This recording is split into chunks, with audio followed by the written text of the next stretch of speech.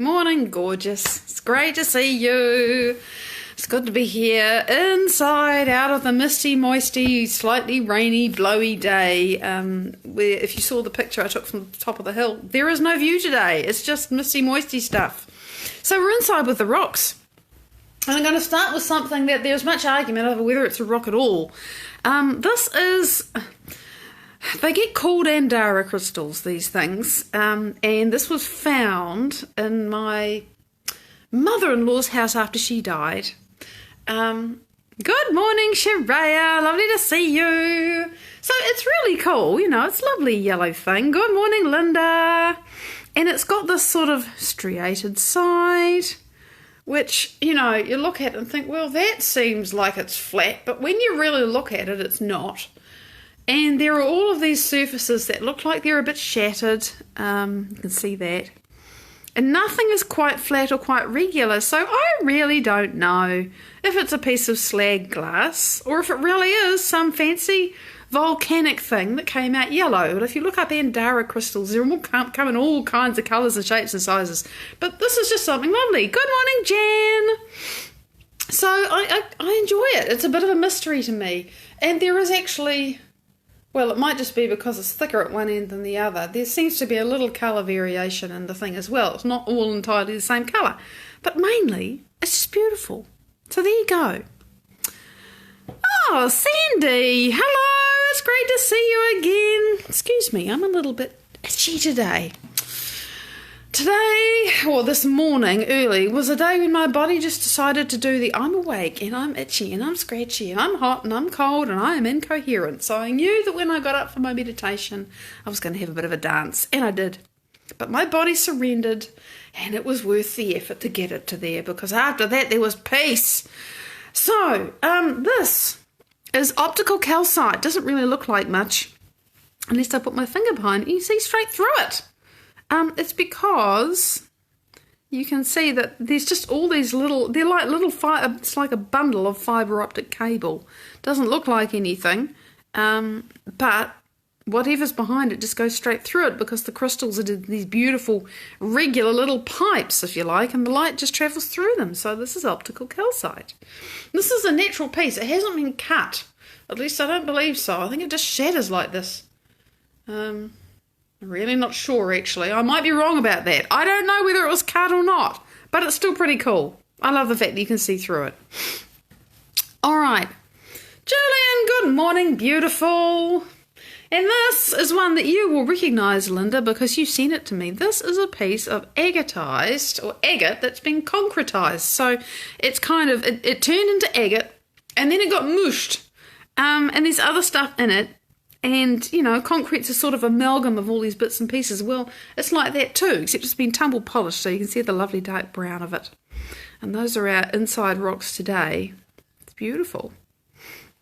So, today I want to talk about going someplace new that feels completely wrong. This is just really a big deal. Because for me, if I'd understood this a few years ago, it would have been really helpful to understand why it is so hard to change and why it is so hard to do this manifestation thing where you're supposed to feel it and say it and think it and everything else before you have it. And that just used to, oh, please, go away. I don't get it. I'm feeling lack. I'm feeling frustrated. I'm feeling, tra-la-la-la-la. Insert your favourite negative emotional addiction in here. And I just didn't understand why you were supposed to do this. And so now, and plenty of you have heard me talk about this before, now I talk about jumping at a teleporter. If you want to manifest something, jump in a teleporter and go to the place and the time and the person that you are and how it feels and what it sounds like and what it tastes like and, how warm it is and how cold it is and what you're wearing and everything when you already have the thing that you desire. And that is jumping in a teleporter. Now, why is it jumping in a teleporter, and why is it so bloody hard to do this? Okay. So, let me see if I can do this. It's 20 minutes. There's a lot here. when you're in the place of wanting something, desiring something, thinking, oh, wouldn't it be nice if, wouldn't it be lovely if, gee, I really want, blah. You're in the place of being where you are, and by contrast, you identify something that you would like to be, that you'd like to have instead. Hi, Laura. Hi, Eric. I know you'll be together. There's me here and there's me over there. There's 2 points of consciousness, right? There's the point of consciousness where I am now and the point of consciousness where I want to be. And there's a gap. And the gap can often look like, oh, are you kidding? How do I get across that gap? And the more you look at the gap, the more you feel how much you are on this side of it and how impossible it is to get on the other side of it. And that is exactly where I was at, right? It's like, are you kidding? I can't go from here to there. What are you talking about? And that was where I got stuck. So, David, good morning. Misty, you made it. Whee! What's the deal with that? So, remember, here you are wanting, desiring something else in your life. And you have this idea and your frontal lobe has done this wonderful thing and said, oh, wouldn't this be good? What if it was like this? How would this be? And you start imagining it, and then by contrast you realise how much you're not there. And that's because, by association, your brain says, or your brain goes recruiting different neural nets that all by association are related to the thing you're thinking about. Maybe, let's use the common example that we were playing with last week. Having enough money. Just having enough money, some to give away. And by enough, I don't mean just enough. I mean enough. I mean abundant life and enough to give away. I mean being able to pay your bills, maintain things, stay healthy, eat well, and give some away, right? So that's a really nice ideal. But in your brain, if you've had a challenge with money, which I did for a very long time, notice it's actually in the past now. My bank account's changed a little bit, but I've changed a lot. There are a bunch of memories, you call them memories, about all the times you tried to make more money and all the times you couldn't buy what you wanted and all the times and places and people that are associated with you not being able to get what you want. Whether it was forcibly denied to you or whether you just couldn't climb your way out of the bucket, That was how it was always for me. It's just, I can't get out of this bucket. I'm like a little frog and I can't jump out. And I was so helpless and powerless and frustrated about it. So all these neural nets is like a jungle of trees, because our dendrites really do look like trees, and the roots are connected to the leaves. That's where the jungle thing falls apart. The roots are connected to the leaves and they talk to each other, and those synaptic connections are literally where our memories sit. And you have a memory and a bunch of synaptic connections fire up about, oh, this is the memory. And then because everything's connected in your brain, then there are more memories that come up. And we've all had this. You're just walking along the street having a perfectly ordinary moment, and then something reminds you of something, and then that reminds you of something else, and that reminds you of something else, and round and round and round and round it goes, right? That's how the brain works, by association. It puts things together that are similar, that go together, that remind you of stuff. So you want to have this awareness and this feeling and this experience of having more than enough, but you think about having more than enough and you immediately become aware of how much you don't have enough. Translate that to whatever it is that you want to desire to create. So, yeah, I'm going down in flames. Exactly. Very easy to remember those. Why? Because in negative experiences, evolutionarily, we are programmed to remember negative experiences as things to avoid. So, again, the brain goes, oh, that's something I've got to avoid. I've got to remember that. And that's why you can end up in this firestorm of negativity when you are thinking, but hang on, I want to be thinking abundantly, I want to be feeling abundantly, I want to be imagining abundance, and all I have is all this shit coming up in me. What? And you want me to do that? Yeah, piss off, was how I used to feel. So that's why it's so hard, and that's what goes on. And by the way, when those neural nets of your memories, whatever they are, fire up, I've been reading neuroscience, you see, I understand this even better. Every time I learn something, it's great, it just fills in more gaps. So every time those synapses fire, it takes neurotransmitters to bridge the synaptic gap. So you get neurotransmitters when you fire a memory, period. You can't have a memory, you can't have a brain that's working without neurotransmitters. Now, there's all these different neurotransmitters, and you know what? This is a really cool fact.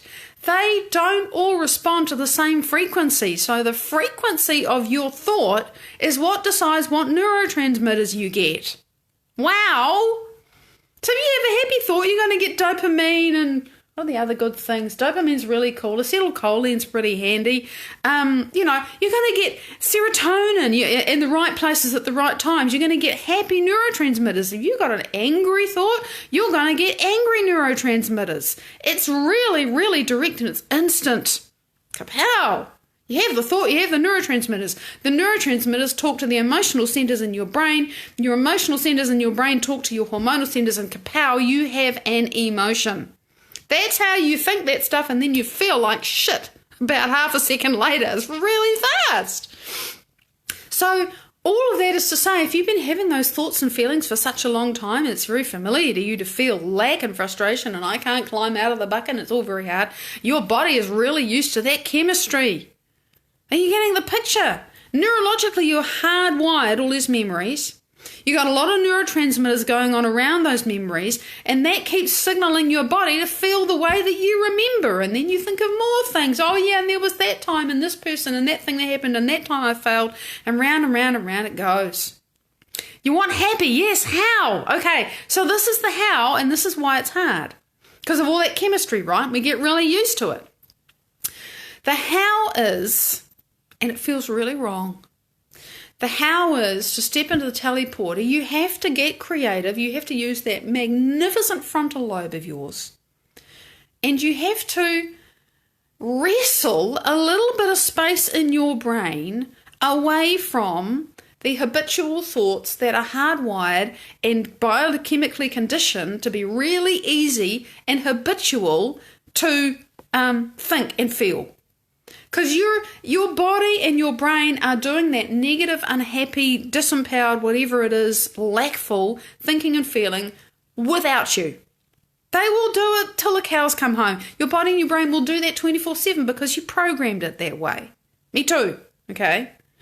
So that means you're going to have to put in a different program, and that means getting, it is a bit like chiseling out sometimes. You actually have to start, and we talked about this last week, you have to just find one little corner of how it is you want your life to be. So maybe it is that when, and by the way, if you can't imagine what it looks like and what you're doing, forget that. Just go for the feelings. Why? Because remember, the feelings choose the neurotransmitters. So if you can just think, okay, I cannot imagine being abundant because I've been so poor for so long, it's been imposed on me, it's all been impossible, everything, right? You have to think a new thought to have a new experience. And that's literally why, Linda, you're so wise. So you may only know that when you are abundant, you feel safe, right? That may be all it means to you. And frequently the first step is the hardest. You're right, Laura. This is why people don't do it. So let's say you're going to focus on the feeling of safety. And you're in the middle of a situation where you're facing eviction or running out of food or you can't pay for your family. You're thinking, how the feck do you want me to feel safe? Well, this is the thing. This is exactly why it is so hard to do this. Because everything in your environment is screaming at you and saying, fire up those familiar neurological networks, feel the same feelings, let your environment be the reason why you think and feel a certain way. And this is very sensible and very reasonable. But there's all this stuff in my environment. I can give you 50 reasons why I should feel scared right now. Yeah, you can. But does that help you? No, but I can give you all these reasons. I know. But until you make a very clear choice, and for some people, this kind of choice, that they can look back on the moment when they said, enough, I do not care how hard it is, I do not care how long it's going to take, I do not care how much resistance I feel in my body, I'm going to do this. Now, what is it? I must be able to remember one day when I felt safe, one time, one moment. Let me force my way through to that memory because it's there. And it's like, like when people are sitting in a show and I mean, this is, the person out the front saying, come on, drum it up, make it happen. You've got to pull it up from inside you. It's like pulling teeth sometimes. And remember, I'm the person who took 11 months to connect with joy. I know what this is like, not being able to feel an elevated feeling. Couldn't do it, didn't know what it felt like at all. Feeling safe is probably about that impossible for some people. So I understand this. But you've got to start with one corner of the chocolate bar. Just peel away the wrapper and nibble on it. Yeah. You would go in the pantry and create a meal out of what you had, and in that creating you brought abundance into being. Yeah, there's a lot that you can do. Saying, okay, well, right now, for example, nobody is shooting at me. Oh yeah, nobody's shooting at me. Right now, there isn't actually a threat. My brain is just saying, tomorrow I won't have enough. An hour from now, I won't have enough. Yesterday, I didn't have enough. The brain goes anywhere except the present moment. Because the past, you know how you feel about it. The future, you predict how you're going to feel about it. And you race off between the past and the future, and you're never right here in the moment when you can create. And remember, that is because your body is an emotional addict. All of us. It just depends what you're addicted to. And it's going for its familiar fix, and it knows how to do it. So it plays the memories, or it plays the anxiety about the future. That's what it does. Depression, an incoherent brain state about the past is called depression. An incoherent brain state about the future is called anxiety. It's the same thing as when you manage to get into the present moment and you have to work for it. My God, I had to work for it today.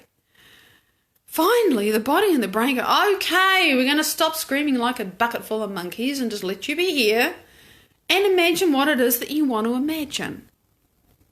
And that's hard because you have to go against that programmed, hardwired thing in your brain, and you have to go against the chemistry in your body that your body is really used to feeling.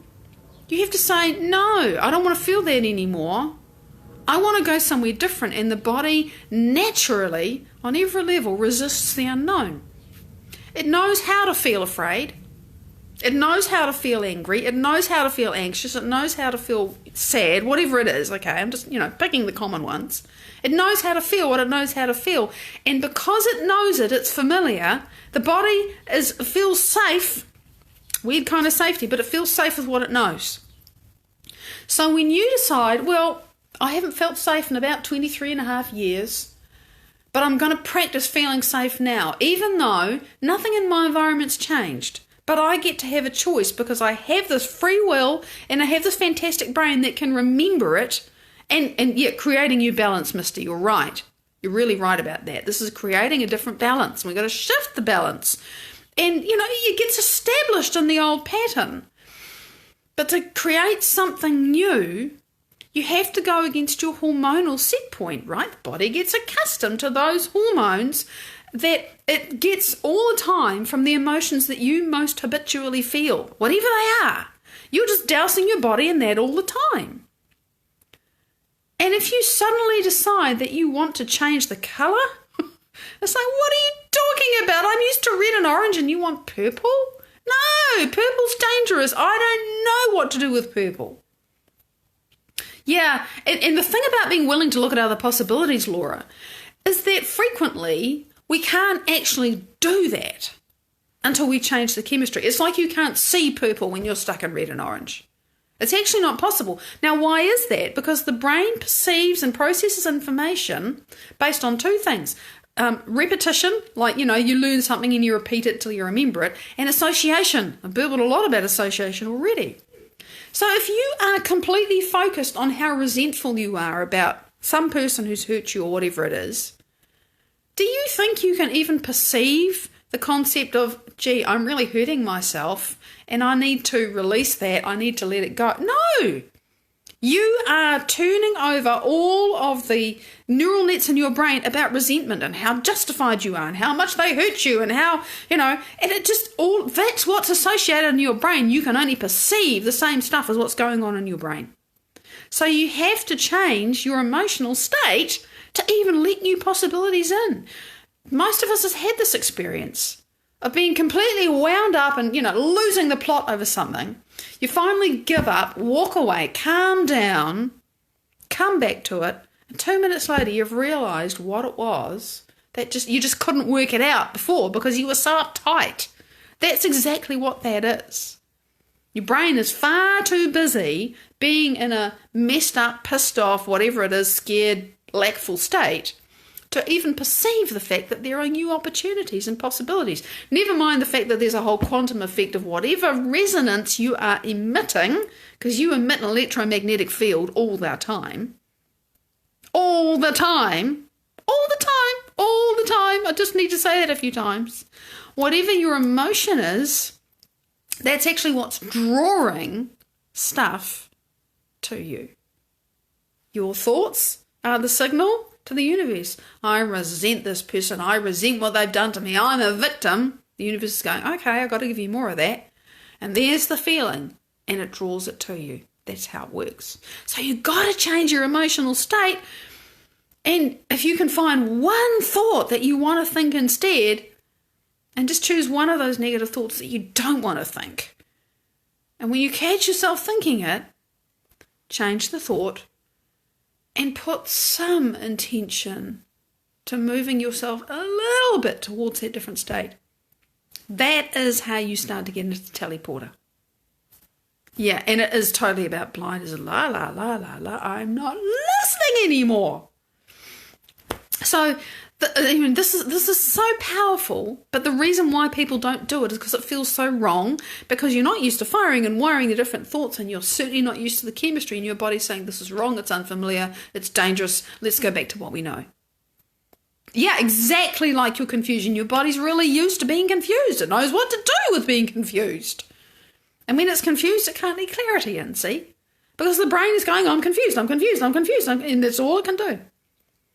So, yeah, you get the idea. You get the idea. This is exactly how it works.